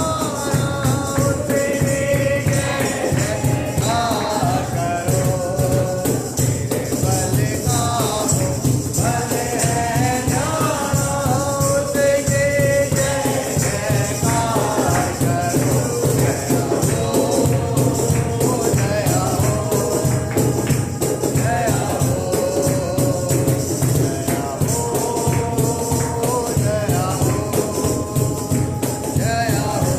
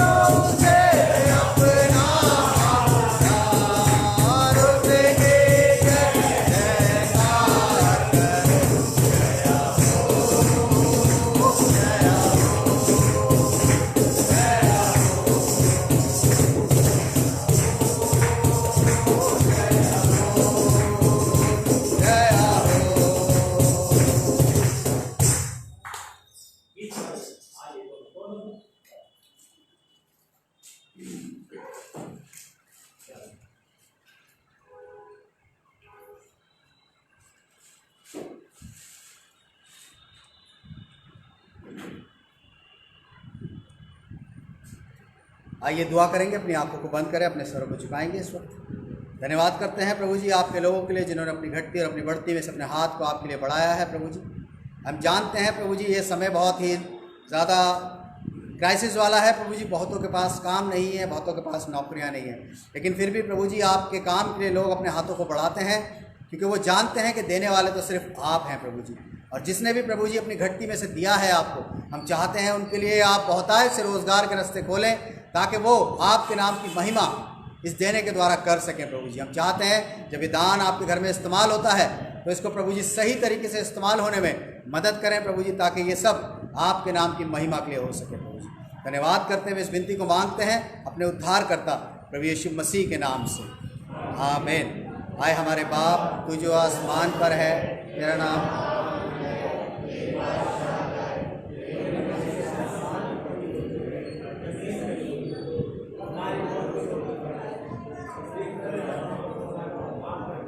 तो हमारे माफ़ कर, हमें आजमाइश में ना पड़ने दे बल्कि बुराई से बचा, क्योंकि बादशाह कुदरत और जलाल हमेशा तेरा ही है, आमीन। एक प्रेयर रिक्वेस्ट है, उनके लिए हम प्रार्थना करेंगे। बहन मधु हैं दिल्ली में जो कि कोरोना पॉजिटिव हैं। भैया इसको जलाना नहीं, ठीक है भैया। हाँ जी, 3-4 साल हो गए किसको? सूरज लड़का। सूरज के लिए। हाँ। ठीक। वो ठीक ही नहीं हुआ। क्या परेशानी है उसे? तो ऊपरी के उसमें बोलने लगा कह रहा मैं खाली हूँ और नहीं हूँ। ठीक। हाँ, गाली वाली देने लगा। बैठ गया। दिमाग में परेशान हुई। और किसी के पास कोई प्रेयर रिक्वेस्ट है तो आप मेरे को जल्दी से दे दें ताकि हम फिर सबके लिए प्रेयर करें। कोई है तो आ जाए, जल्दी से आ जाए जी। रूही के नाम से रूही। चंटी बोलते नहीं है। अच्छा ठीक।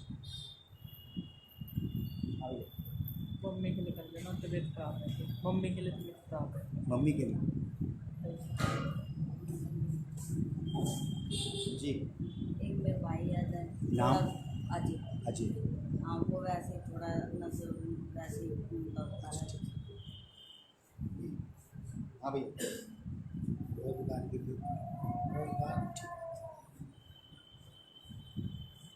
आइए कुछ प्रेयर रिक्वेस्ट हैं, इनके लिए हम जल्दी से प्रार्थना कर देते हैं।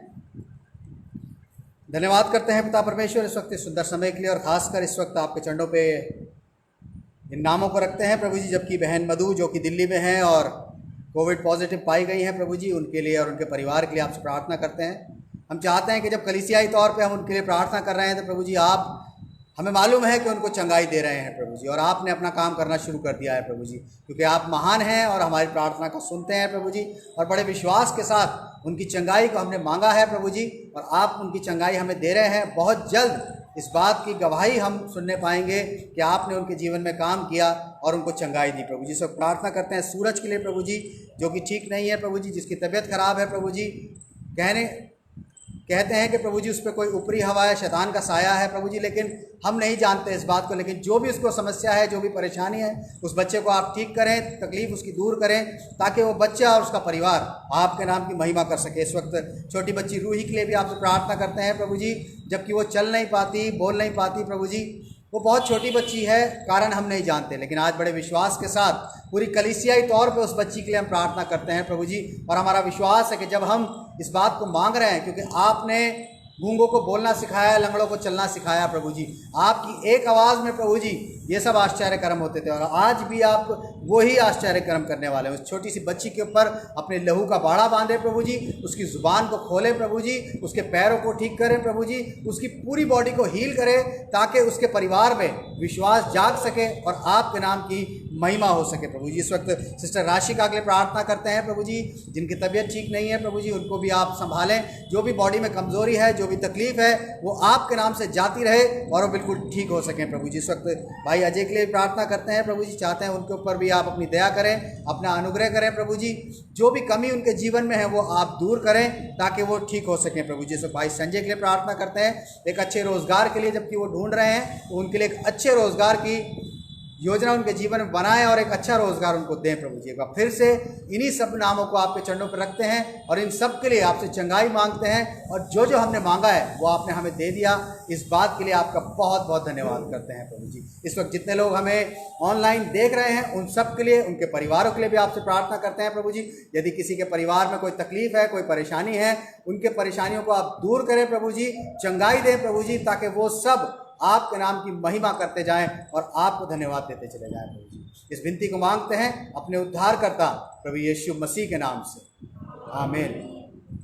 अब हमारे प्रभु यीशु मसीह का अनुग्रह, परमेश्वर पिता का प्रेम और पवित्र आत्मा की सहभागिता हम सब के साथ अब से लेके हमेशा तक होती रहे, आमीन। आप सबको जय मसीह की। मेहरबानी से आप लोग बैठ जाएं।